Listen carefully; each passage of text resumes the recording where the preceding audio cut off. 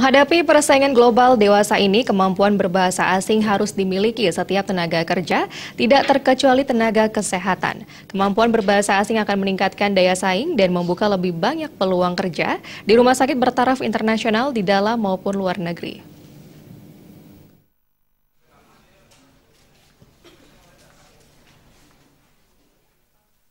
Penguasaan bahasa asing terutama bahasa Inggris sangat diperlukan dalam menghadapi ketatnya persaingan global saat ini.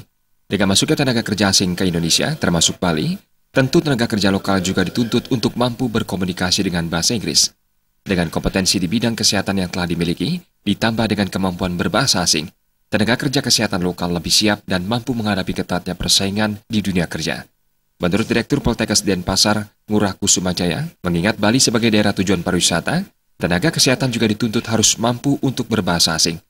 Nantinya tidak menutup kemungkinan para tenaga kesehatan ini akan berkomunikasi dengan pasien yang berasal dari luar negeri. Karena Bali dikenal juga dengan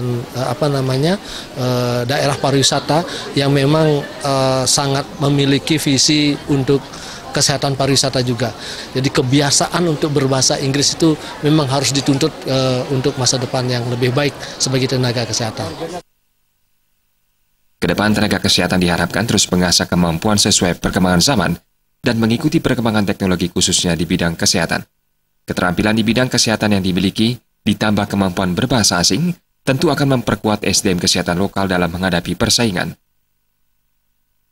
Bayu di Bali TV.